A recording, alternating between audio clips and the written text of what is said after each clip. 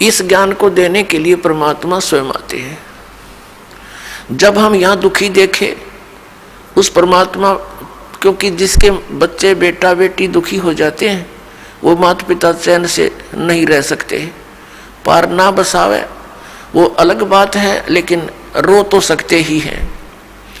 तो इसी प्रकार वो पिता हमारे लिए रो रहा है कि ये कहाँ फंस गए जाके इस नकली के, ये भगवान है, हाहाकार मचा हुआ है, एक वर्ष वर्षा ना कर परम पिता, या मर जा सारे तड़प के।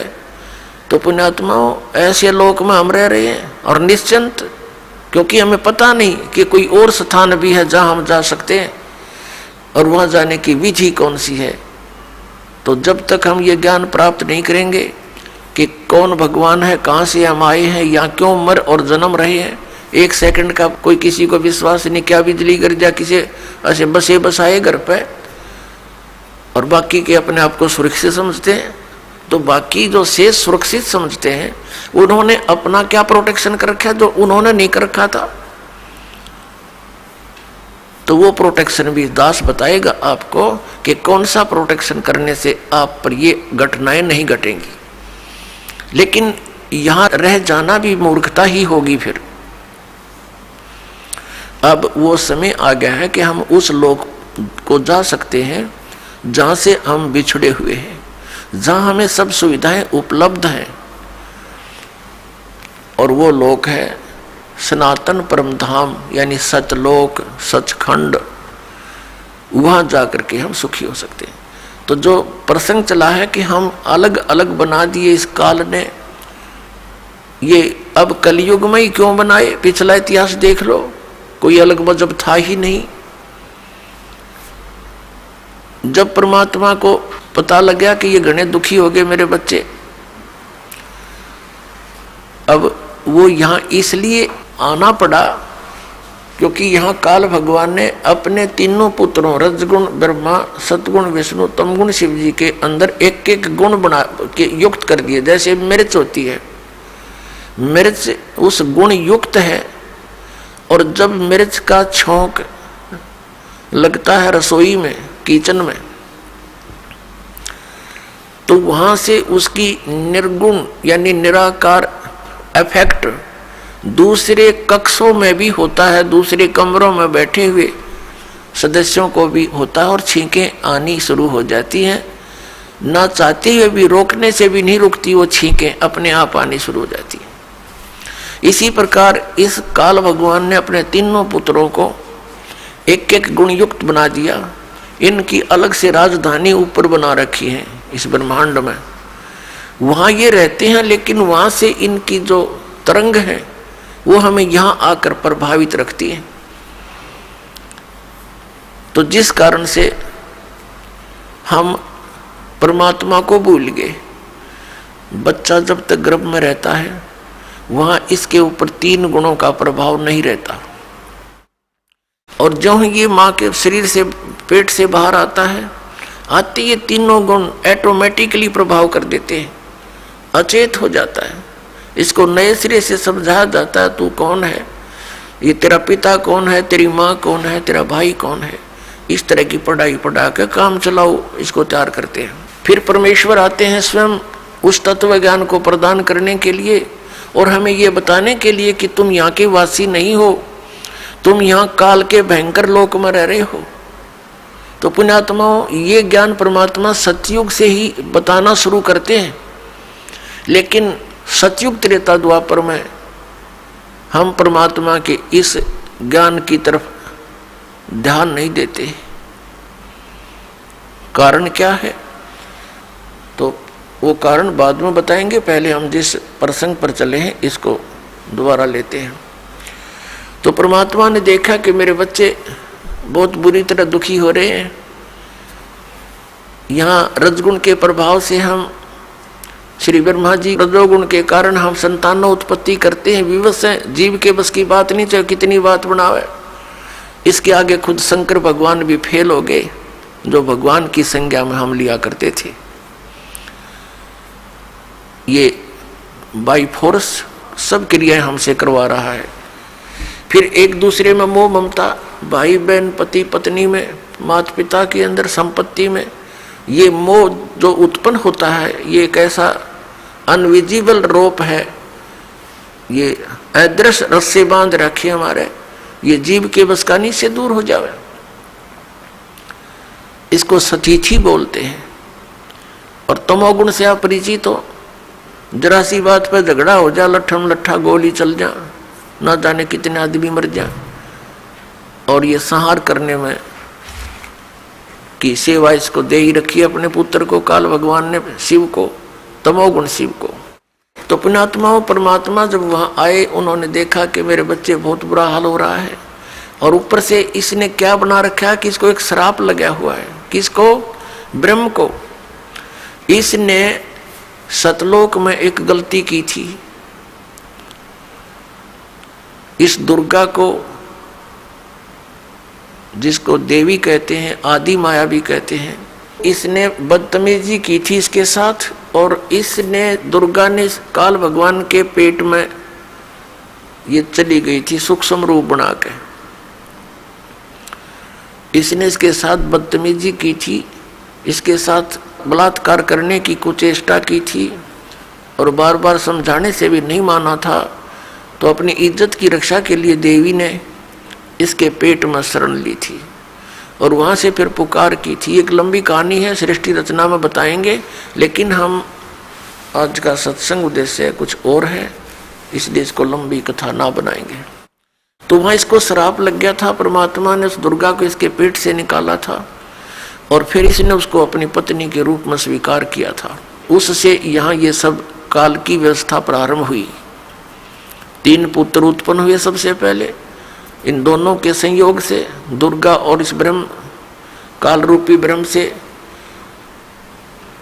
रजगुण युक्त ब्रह्मा, सतगुण युक्त विष्णु, तमगुण युक्त शिव।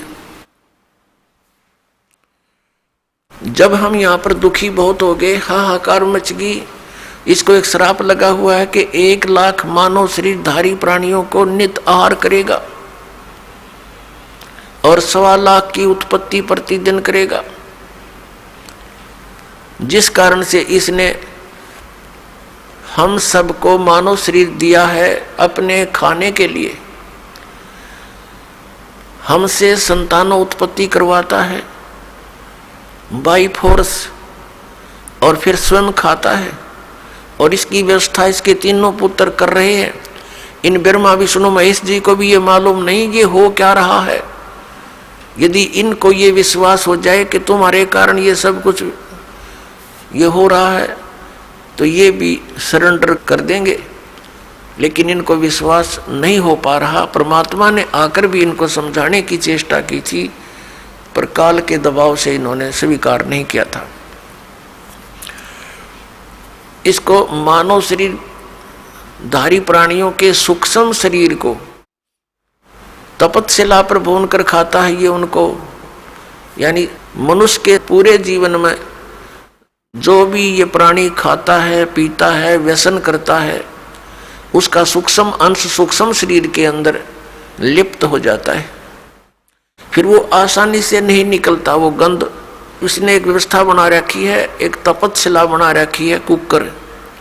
उस कुकर में डाल देता है और उनको तब तक उबालता है जब तक उनसे वो गंध ना निकल जा। जीव मरता नहीं, लेकिन वहाँ जब उबालता है बुरी तरह तड़पते हैं, बुरा हाल कर लेते हैं। और उसने टाइम फिक्स कर रखा, उसके बाद फिर वो अपने आप वहाँ से खोल देता है कुकर को, यानी उसकी शब्द शक्ति से वो कुकर खुलता और बंद होता, यानी वो प्राणी उड़ जाते हैं आकाश में और उनसे निकले हुए गंध को ये आहार करता है। आप देखते हैं किसी भी समाज यानी धर्म को देखिएगा, मनुष्य का जो आहार है वो कितना उत्तम दे रखा है। यहाँ पर गेहूं है, चावल है, घी है, शक्कर है, बूरा है, दूध है, दही है, काजू, किस्मत, सेब, संतरे, मेवा है, फल है, कितने सुंदर। इन सब को त्याग के मांस खाना प्रारंभ कर देता है। इनको सबको त्याग कर ये हुक्का बीड़ी बना लिए ठूठे, इनको पीता है। बताइए क्यों पीता है? क्योंकि ये काल मन रूप में सब में विद्वान हो गया और इसने ही ये सब क्रियाएं करवानी है ताकि इसका चटपटा आहार बने और जिससे इसका जो भोजन है वो स्वादिष्ट बन जावे। हमें वह भून कर खाता है, जीव मरता नहीं। अब यहाँ आपके मन में एक शंका उत्पन्न होगी कि भाई इसको श्राप दिया किसने? हमारे पिता ने, परम पिता ने, सतपुरुष ने, कबीर देव ने। तो फिर यहाँ भी शंका उत्पन्न होगी क्योंकि अभी तक ये तत्व ज्ञान आपने सुना नहीं। बाकी जो ज्ञान आपने परंपरागत सुने हैं उनमें आपको कोई डाउट रहा नहीं, चाहे वो कैसे भी हों। और ये नया ज्ञान सुनते हैं तो ढेर सारी शंकाएं मन में उत्पन्न हो जाती हैं, स्वाभाविक है। अब आपके मन में ये आवेगा कि तो फिर भगवान ने इसको श्राप दे ही दिया, वो श्राप ही नहीं देना चाहिए था। पुण्यात्माओं, आप देखते हैं 84 लाख प्रकार की योनियां, कीटाणु, ये जीव जंतु, पशु पक्षी, इसने योनियां बना रखी हैं। यदि परमात्मा इसको ये श्राप नहीं देता तो ये मानव शरीर नहीं देता आपको,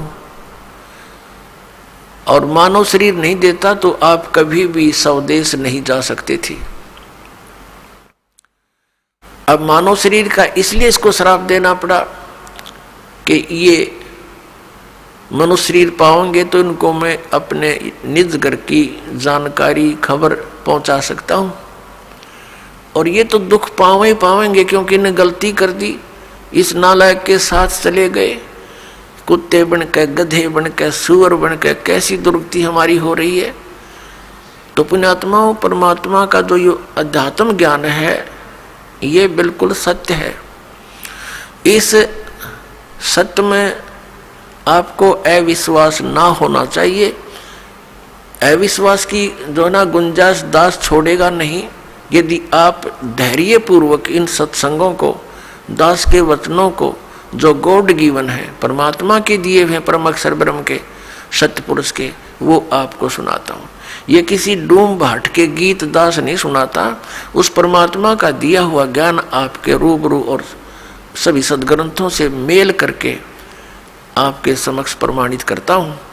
और फिर आपको कुछ दिनों के बाद कति संशय नहीं रहेगी। प्रारंभ में तो संशय होती ही होती है, इन संशयों में ही आप सुनते ही रहिए इस ज्ञान को। इन्हीं से, इस सुनने से, इस सत्संग के सुनने से आपके संशय नाश हो जाएंगे, बिल्कुल संशय नहीं रहेगा। तो कहने का भाव ये दास का है कि पहले हमारा कोई मजहब नहीं था, अब ये इतने धर्म बन गए। पहले एक केवल मानव धर्म था, सभी वेदों में वर्णित विधि अनुसार साधनाएं करते थे, जैसा भी उनके गुरु लोग बताते थे। तो उसका कारण कहाँ से प्रारंभ हुआ? जब हम यहाँ महादुखी हुए, किसी का पुत्र मर रहा है, किसी की पुत्री विधवा हो गई है, किसी के माता पिता दोनों ही मर जाते हैं 10-10 वर्ष, 12 वर्ष के बच्चों को छोड़कर, और किसी माता पिता के सामने ही पूरा परिवार नाश को प्राप्त हो जाता है। कहीं पर भूकंप आकर हजारों की संख्या में व्यक्ति मारे जाते हैं, आराम से सो रहे होते हैं, ना जाने के बिजली गिर जाती है, कहीं पर अचानक फ्लड आ जाती है, सब परिवार के सदस्य, कोई इधर मर रहा है, कोई इधर फिर रहा है, कोई कहीं पहुंच गया, और कितने प्यार से हम विश्राम कर रहे होते हैं। तो ऐसे गंदे लोक में आकर हम शेष बचे हुए ये सोचते हैं कि हमारे ऊपर ये आपदाएं नहीं आएंगी। ये भूल है आपकी। आज तो हम रोज मौत को साथ लिए फिरते हैं, सफर हम करते हैं। 90% व्यक्ति आज सफर में रहते हैं, 80% चाहे कोई मोटरसाइकिल पे, चाहे कोई अपने किसी कारण से भी गाड़ी में। तो ये तो मौत साथ चल रही है हमारे पैरेलल। हम ऐसे लोक में रह रहे हैं। परमात्मा को दया आई कि चल इन नालायकों को फिर बता देता हूँ कि आ जाओ वापस यहाँ पर, तुम सदा सुखी हो जाओगे। अपने आत्माओं, जब परमात्मा वहां तपतशिला के ऊपर आया, जहां ये प्राणियों को भून रहा था, इसका कुकर चल रहा था, वहां पर जब वो परमेश्वर हमारे पास आकर खड़े हुए, हमारे पिता, वो इतने समर्थ शक्ति है, इतने शीतल भगवान है, उनको सोम की उपाधि दी जाती है। सोम माने चंद्रमा, चंद्रमा जैसे शीतल, यानी ये तो एक उदाहरण है, लेकिन वो तो बर्फ से भी शीतल है। तो कहने का भाव ये, जब हमारे पास आकर खड़े हुए, जब वो तपतशिला पर जल रहे थे, 1,00,000 प्राणी, उनमें ऋषि भी थे, मैं ऋषि भी थे, गुरु भी थे, शिष्य भी थे, आम जनता के व्यक्ति भी थे। परमात्मा के वहाँ उपस्थित होते ही उस तपतशिला यानी पत्थर की टुकड़ी को शिला बोलते हैं।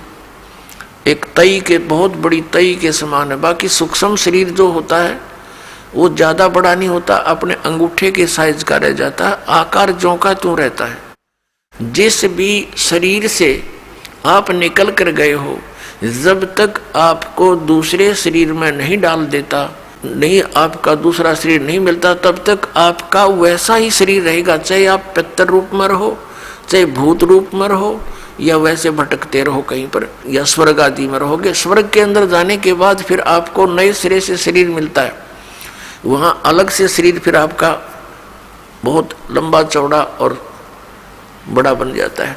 तो कहने का भाव ये है कि रहेगा आकार मनुष्य का ही। तो जब ये दूसरे शरीर में पशु पक्षी के में चला जाता है, तो फिर उस पशु वाला ही शरीर आपका रहेगा। जब उससे निकल जाएंगे तो नेक्स्ट में प्रवेश होगा तो उस जैसा ही हो जाएगा। फिर मनुष्य शरीर में आएगा तो मनुष्य जैसा ही, मनुष्य के अंदर जो आपका जीव आएगा उससे निकलेगा तो फिर भी वो मनुष्य जैसा ही रहेगा, ऐसा होता है। तो इसको ये बहुत थोड़े ही स्थान पर लाखों की संख्या में बैठ सकते हैं। एक शरीर में जैसे किसी बहन भाई में देखा, प्रेतों की पूरी मंडली की मंडली प्रवेश हो जाती है, वो सूक्ष्म शरीर होता है उनका। एक एक में 20-20, 30-30 प्रवेश हो जाते हैं। ये भूत यानी सूक्ष्म शरीर इतना छोटा ही होता है, ये बड़ा भी हो जाता है और घटता घटता इसको बहुत सूक्ष्म छोटा भी बन सकता है, ऐसा आ जाता है। इस अंगूठे से भी छोटा बन जाता है, यानी इसमें एक ऐसा तत्व है जो सूक्ष्म ही है।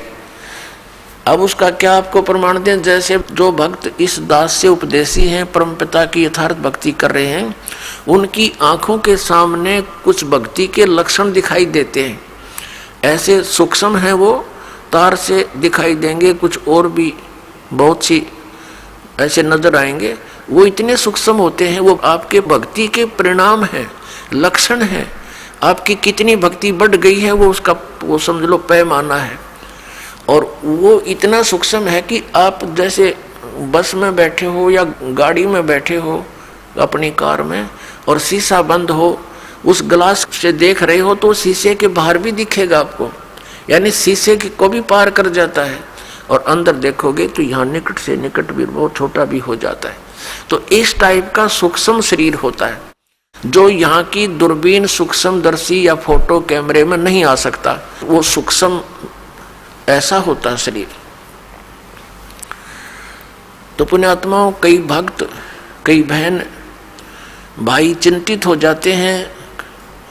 दास बहुत बार समझाने की चेष्टा करता है, ध्यान रखा करो, एक दूसरे को बता भी दिया करो। अगर कोई इस शंका में हो कि मेरी आंखों के सामने पता नहीं क्या दिखता है, डॉक्टर के पास गया, डॉक्टर कहने लगा ऑपरेशन करवा ले, और डॉक्टरों के पास क्या है, ऑपरेशन करवा ले, वह धुंधला दिखे, धुंधला नहीं दिखता वो हम देखेंगे ऐसे जैसे कोई मच्छर सा घूम रहा है, कोई मक्खी घूम रही है, ऐसे काले काले से कुछ और तरह के भी। वो तो जैसी जिसकी भक्ति बढ़ती चली जाएगी, वो आपकी भक्ति का पैमाना जैसा अंजन आंजिए चश्मों में दिखंत, जैसी भक्ति करेगा तेरी आंखों के सामने आपको अपनी भक्ति की कमाई दिखने लग जाएगी। ये आपका एक वो होगा, भक्ति का पैमाना होगा। आपका बैंक बैलेंस समझ लो, आप देख रहे हो सामने, तो वो घबरा जाते हैं, हमारे पास भी प्रार्थना करते हैं, जी ऐसा पता नहीं आंखों में क्या हो गया, मुझे तो चिंता बनी हुई है। ऐसे देखते हैं पता नहीं क्या दिखाई देता है, सोचते हैं ना देखूं फिर भी दिख जाता है। फिर उनको समझाते हैं कि ये आपकी भक्ति की कमाई दिखाई दे रही है, ये नहीं है तो आपका माइनस आपकी भक्ति, फिर भक्ति चली नहीं आपकी। इसे आपकी भक्ति संग्रह होगा, वो धन वो दिखाई दे रहा आपको, बाहर है वो, अंदर दिखता है उसका रिफ्लेक्शन बाहर आपको, तो संतुष्ट होते हैं। तो पुण्यात्माओं, ये वो भक्ति है कि आपको आपके समक्ष दिखाई दे रही होती है, तो घबराना नहीं होता।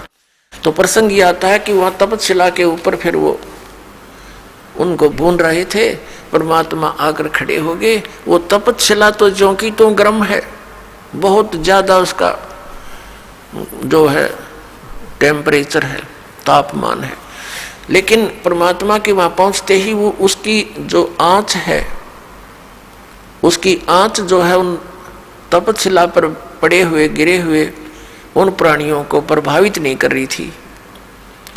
तो जैसे आपके सिर में दर्द होते है तो आपका बोलने भी दिल ना करे, चाहे कितना प्यारा व्यक्ति बैठा हो, और जब वो दर्द ठीक हो जाए खूब बतलाओ घंटों तक, तो ऐसे उनकी वो पीड़ा खत्म होगी तो सब बैठ गए ऐसे। और देखा, उन्हें सोचा भगवान आ गया, और कहा हे भगवान, उन्हें सोचा तो ये था कि यहाँ भगवान आ गया, और वो आ गया रियल भगवान, रियल गॉड आ गया वहां पर। उसने कहा, सब प्राणियों ने पूछा, हे परमात्मा, हम अब यहाँ कौन से कर्म का दंड भोग रहे हैं? क्योंकि यहाँ हमने विधान का पता है कि जैसे कर्म करेगा वो भोगने पड़ेंगे। यदि पाप करोगे तो पाप भी भोगने पड़ेंगे, पुण्य करोगे तो पुण्य भी प्राप्त होंगे, या जैसा कर्म करोगे वैसा ही मिलेगा। और परम पिता परमात्मा परम अक्षर ब्रह्म सत्य पुरुष कबीर साहिब का विधान है कि यदि उनकी सत भक्ति करोगे तो आपके पापों का नाश कर दिया जाएगा। पाप आपको भोगने नहीं पड़ेंगे, लेकिन भविष्य में गलती ना करना, एक कंडीशन भी साथ रखी जाती है। तो वहां जब वो प्राणियों ने पूछा कि हे भगवान, हम कौन से कर्म का दंड भोग रहे हैं, तब परमेश्वर ने कहा कि ये कर्म जिसका तुम यहाँ दंड भोग रहे हो, ये कर्म तुम्हें इस काल के लोक में नहीं किया, यो किया था सतलोक में, और वहां तुमने ये ऐसी गलती की थी जिस कारण से आप ये दंड भोग रहे हो। परमात्मा ने वहां फिर उनको पूरी तपतशिला पर वो तड़फ रहे थे प्राणी, फिर एकदम शांत हुए। उनको परमेश्वर ने पूरी सृष्टि रचना सुनाई और कहा कि तुम सभी सतलोक में रहा करते थे, वहाँ कोई कष्ट नहीं था, वहाँ जन्म और मृत्यु नहीं थी, तुम्हारा परिवार था वहाँ पर, अलग अलग आपके भिन्न भिन्न वहाँ पर मकान हैं, आपके वो खाली पड़े हैं। अपने आत्माओं, यहाँ प्रत्येक व्यक्ति की ये एक नेचर है हमारी मनुष्य की कि हम कोठी बनावे तो बहुत बड़ी बनावे, बहुत बड़ी हो, आगे पार्क भी हो और झूले झाले भी डल रहे हो, यानी सब तरह की सब सुविधाएं, फुहारे छूट रहे हों, झरने बना रखे हों, तालाब बना हो नहाने धोने का, लेकिन ये हमारे से नहीं बन पाते हैं, वो अलग बात है। तो ये सब सुविधाएं आप जी को वहाँ सतलोक में है, और वहाँ आपका परिवार था, और पूरा का पूरा बहुत बड़े बड़े मकान आपके वहाँ पर हैं, नूर के महल हैं, नूर के बाग हैं आपके, अलग अलग प्रत्येक वहाँ हंस के परिवार का एक बहुत बड़ा लंबा चौड़ा व्यवस्था है। और वहाँ सदाबहार बाग बगीचे हैं, वहाँ पर सब अमृत आहार हैं, दूध और दही आदि के वहाँ सरोवर भरे रहते हैं। अपनात्मा, वहाँ कोई भी पदार्थ खराब नहीं होता। जैसे ये गंगा एक दरिया है अपने भारतवर्ष में, इसका जल कभी खराब नहीं होता, और आज तक वैज्ञानिक ये अपने आप में सोचे भगवान है नहीं, ये नहीं बता सके कि ये क्या कारण है। हिमालय से कितनी दरियाएं आ रही हैं, उसके जल को कितने दिन रखो आप खराब नहीं होता। ये एक सैंपल है उस सतलोक के पदार्थ का। ये सतलोक से आई है ये गंगा, और सतलोक से आई है ये निरंजन काल के लोक में, फिर आई है ब्रह्मांड में, जहाँ ये काल का एक टॉप, ब्रह्मांड के शिखर में टॉप में इसका अलग से एक गुप्त स्थान है। ये पहले वहां आकर गिरी, वहां इसने इसका बहुत बड़ा सरोवर था, वो 6 महीने में भरा। वहां से फिर आई विष्णु के लोक में, वहां का सरोवर भरा। उसके बाद फिर आई है शिव के लोक में। यहाँ जो इस काल का पुत्र है शिव, उस शिव के लोक का भी एक जटा कुंडली डैम है, एक बहुत बड़ा सरोवर है। वो 6 महीने में फुल हुआ वो भी।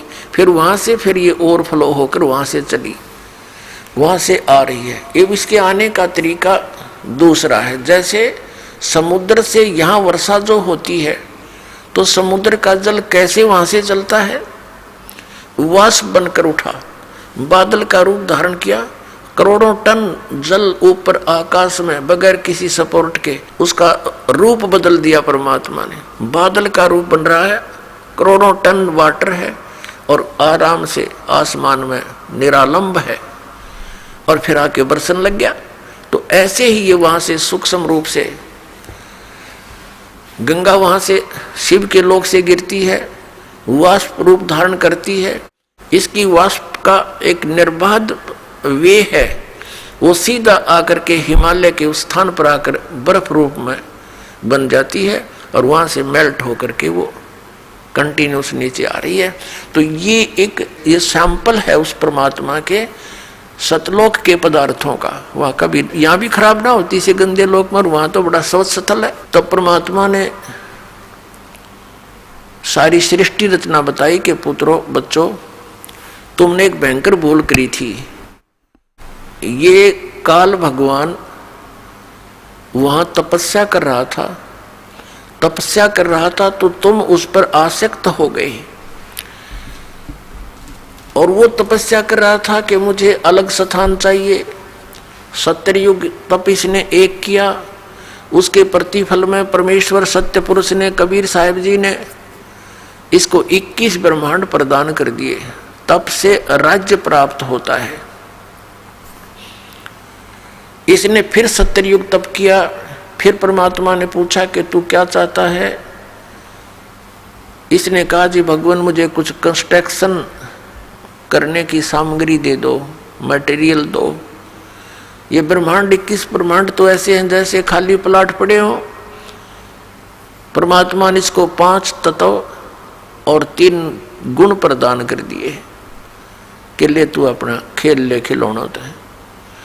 इसने सोचा कि कंस्ट्रक्शन भी कर लूंगा, मकान बना लिया प्लाट में, फिर मैं अकेला इनमें करूंगा क्या, मेरे साथ कुछ प्राणी भी होने चाहिए। इसने फिर तप शुरू किया। तब इसने क्या मांगा कि भगवान मुझे कुछ जीव दे दो।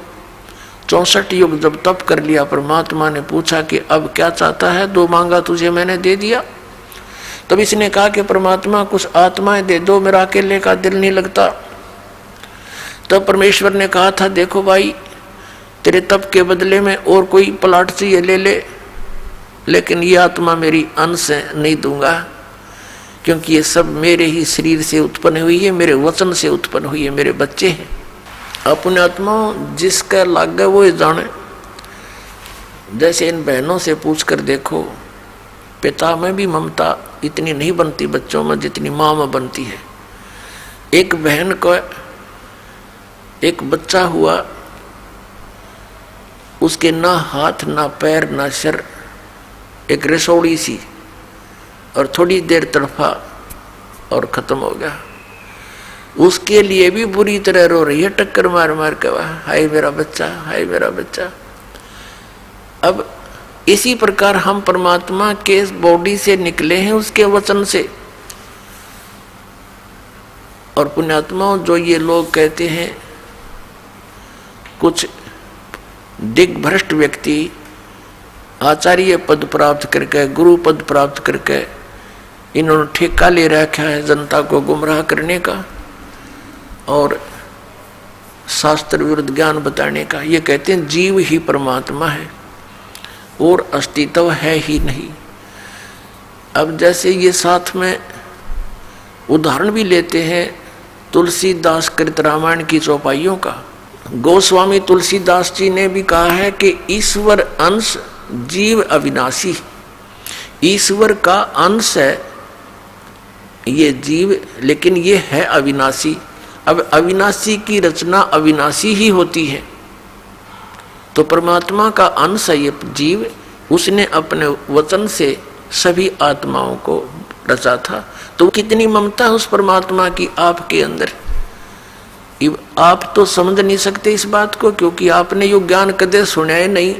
यदि सतलोक और सचखंड की महिमा सुनाने वाले ये नकली पंथ थे, ये राधा स्वामी और ये सच्चा सौदा वाले और ये जय गुरुदेव वाले और ये निरंकारी जनोद वाले, ये सारे नकली थे। न कख नहीं पता सतलोक और सचखंड का।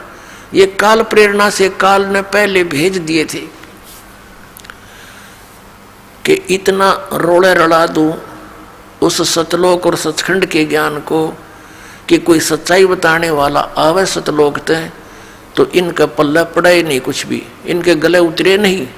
ये सारा सुनियोजित तरीके से इसी समय किया गया। इस काल ने ये दास ये इसका कंसेप्ट क्लियर करना चाहता है कि ये अब ये सारा अड़ंगा के ऊपर अड़ा दिया। कैसे अड़ गया? ये इतने पंथ बन गए और इतने श्रद्धालु उनके चिपक गए, कोई ज्ञान ना ध्यान उनका, क्योंकि ये काल प्रेरणा से और काल के प्रभाव से, मन काल है सबके अंदर और ये काल मन के रिपोर्ट से चलता है, ये मन काल के रिमोट से।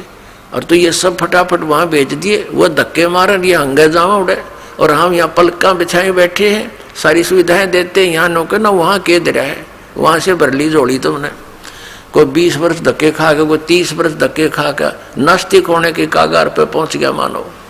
तो परमात्मा ने कहा कि भाई ये मेरी आत्मा है,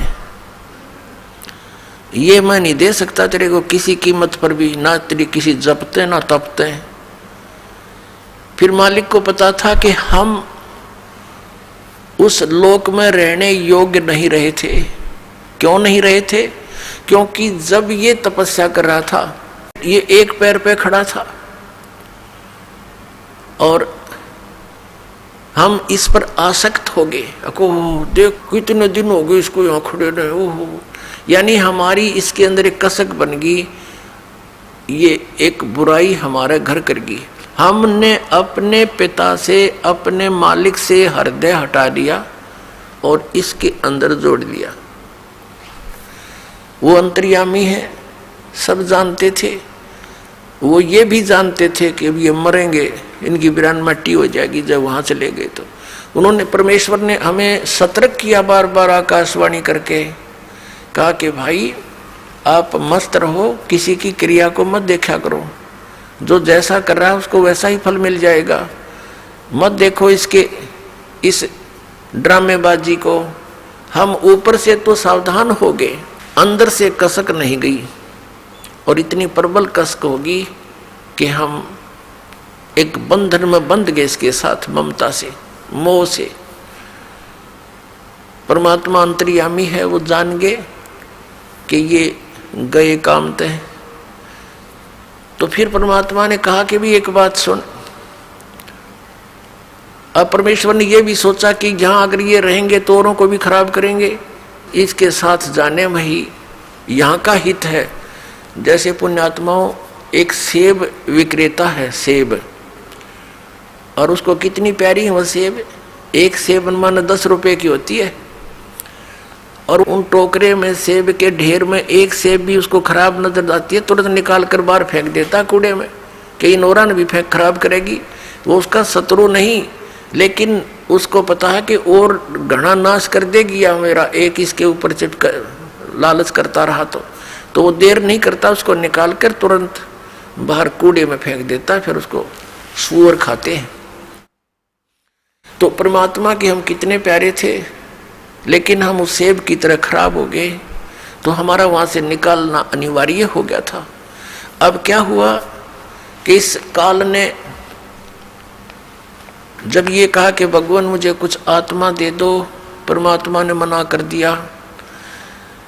फिर कहा कि देखो एक शर्त पर दे सकता हूं, यदि कोई सब इच्छा से तेरे साथ जाना चाहता है तो मैं भेज दूंगा, वैसे मैं नहीं भेजूंगा। परमात्मा को पता था कि ये डटे भी ना डटे, ऐसी इनका चाव चढ़ रहा है, इसके साथ जाने का चाव लगा हुआ है, उमंग है, पता नहीं क्या लुटाएंगे वहां जाके। अपने आत्माओं यही बीमारी हमारा लगी थी जो आज विद्यमान है। ये जैसे हीरो और हीरोइन, अभिनेता अभिनेत्री अपने पेट के लिए चटक मटक करते हैं सारा दिन हैं, और ये नौजवान बालक इतने आसक्त हो जाते हैं कि वो मेरा फेवरेट हीरो है, वो मेरी फेवरेट हीरोइन है, और लेना एक न देना दो इनका। उनसे क्या मिलेगा उन फेवरेटों दिन को? अब जैसे यहाँ बरवाला में आ जाए कोई हीरोइन या हीरो हैं, ये फिल्मी नेता अभिनेता, ये देखो इन नौजवान बच्चों को जिसने भी पता चलेगा वही रोटी खाता होगा, रोटी खाता छोड़ दे मेहमान ने खाना, और फट दे भाग लेगा अपना व्हीकल या जो भी साधन उपलब्ध है, और वहाँ देखेगा 1 किलोमीटर दूर खड़े न मंच के ऊपर, और नो देखे जाएंगे वो खड़ी, सारा दिन धक्के खा के वापस आ जा, कह दिया उस खड़े खड़ी ने तुम्हारे को। तो ये बीमारी हमारे सतलोक में लगी थी, इसके ऊपर हम आसक्त हो गए, वही एज इट इज आपके हृदय में आज भी वो वासना समाई हुई है। और इस काल ने वहां दुर्गा के साथ अकेली लड़की देखकर इसने उसके साथ बलात्कार करने की चेष्टा की थी। तो ये मन रूप में सब में विद्यमान हो गया, और यही दशा आज सभी प्राणियों की हो रही है कि 90% तो अवश्य इससे प्रभावित होते हैं। कुछ पुण्य आत्माएं हैं वो अपना बहुत विचार करके अपने मन को रोक लेते हैं, वो अलग बात है।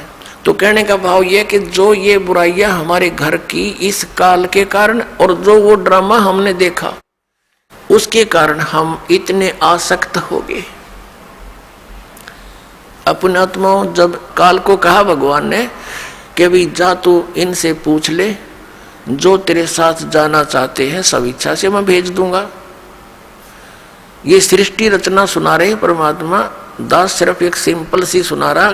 आज का जो विषय है कि ये मजहब क्यों बन गए और ये नकली पंथ क्यों चल गए, ये पहले ना चले, इस विषय को, इस कंसेप्ट को क्लियर करने के लिए अभी तो भूमिका बनाई जा रही है। ये सृष्टि रचना दास कंप्लीट नहीं सुना पा रहा है क्योंकि समय के अभाव से। तो अब बात ये है कि वो ये जो काल भगवान है, ब्रह्म सरपुरुष, ये हमारे पास आया और कहा कि पिताजी से मैंने तपस्या करके ऐसे ऐसे 21 ब्रह्मांड लिए हैं और 5 तत्व और 3 गुण प्राप्त कर लिए हैं, इनके द्वारा वहाँ ऐसे बनाऊंगा, ऐसे बनाऊंगा, स्वतंत्र रहा करेंगे वहाँ पर।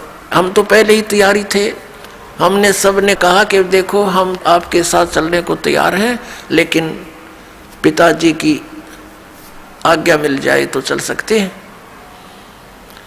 तो उसने आकर के परमात्मा से बताया कि हे प्रभु, कुछ आत्माएं मेरे साथ जाने को तैयार हैं, आपकी आज्ञा चाहते हैं। परमेश्वर कहने लगा मेरे साथ चल, मेरे सामने हाँ भरवा दे, मेरे सामने उनकी सहमति करवा दे, तब मैं भेजूंगा। परमात्मा और ये काल, ये ब्रह्म सरपुरुष, ये वहां आया।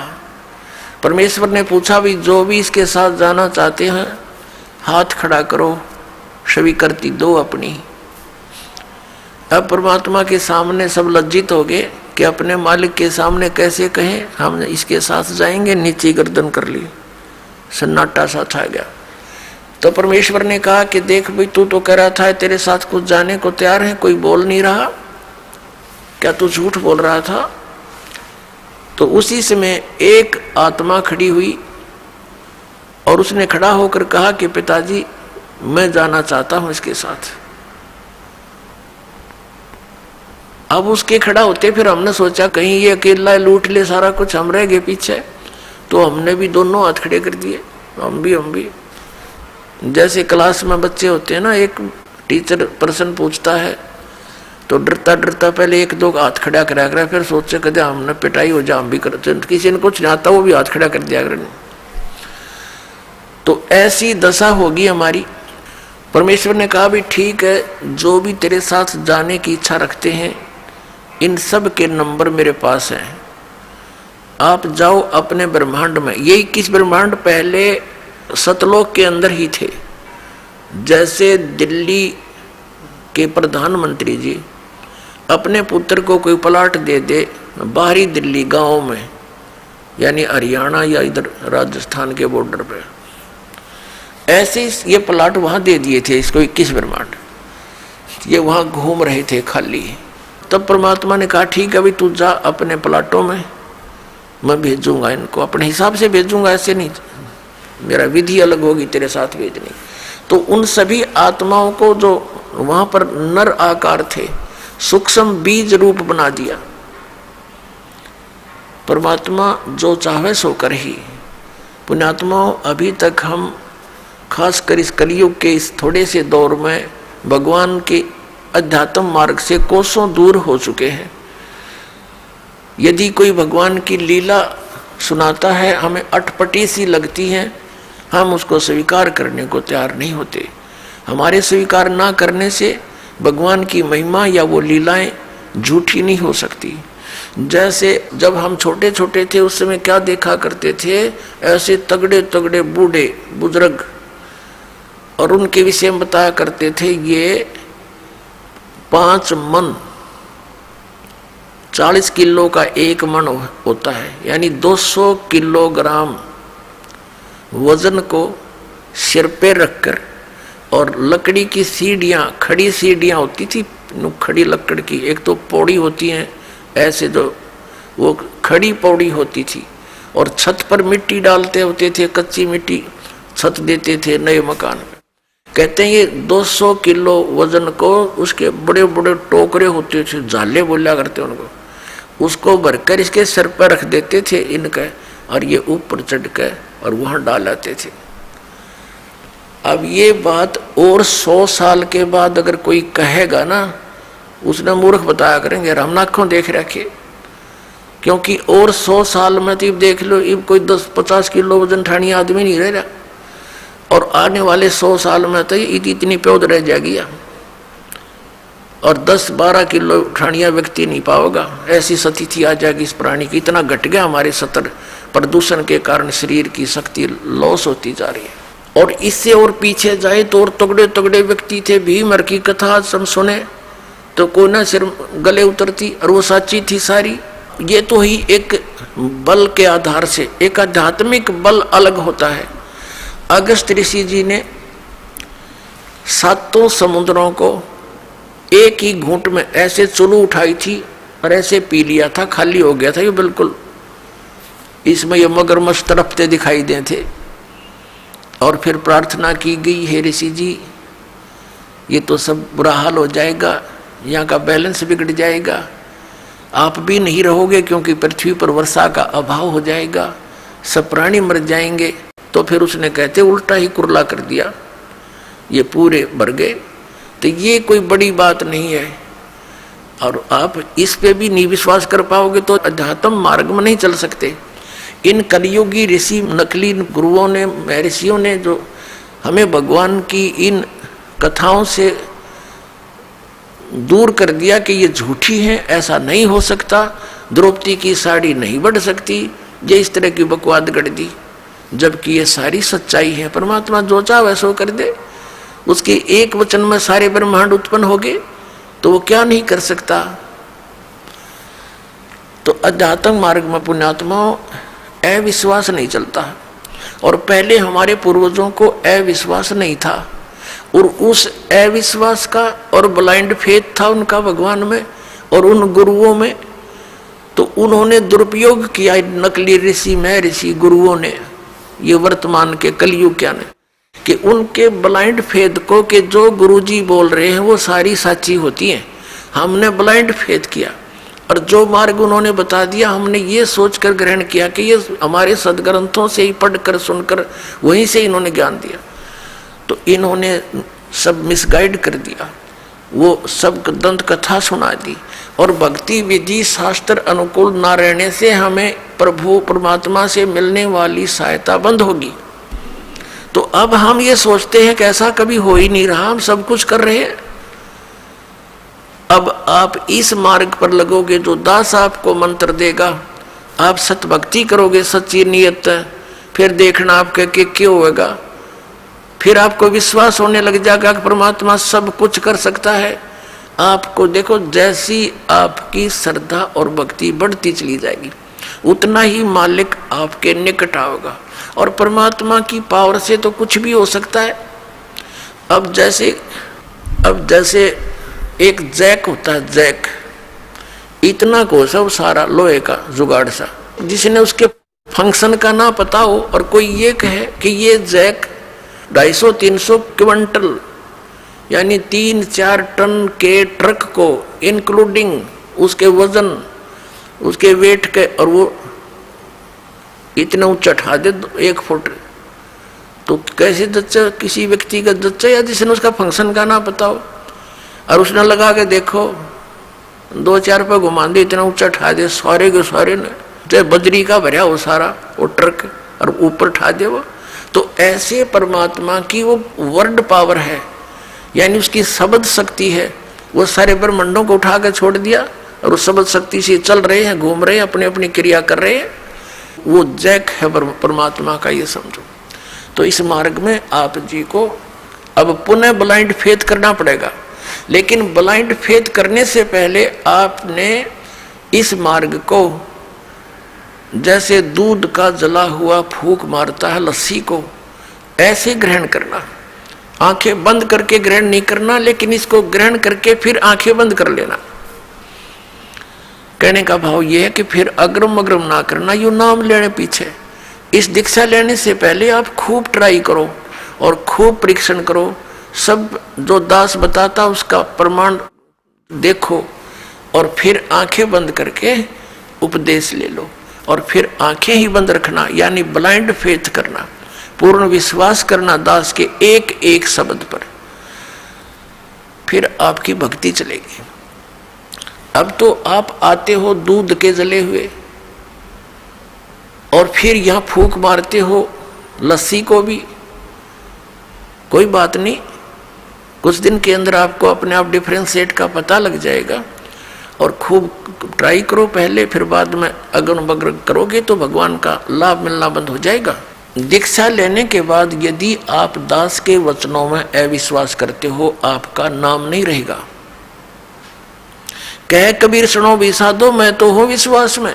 अब उस परम पिता परमेश्वर परम पूज्य कबीर जी, जो एक जुलाहा जाति में, एक झोपड़ी में रहने वाला, एक धोती लंगोटी में रहने वाला, और उसको भगवान मानना बालकों का खेल है, लेकिन वो परमात्मा है और थे और रहेंगे, क्योंकि हम समझ नहीं सके।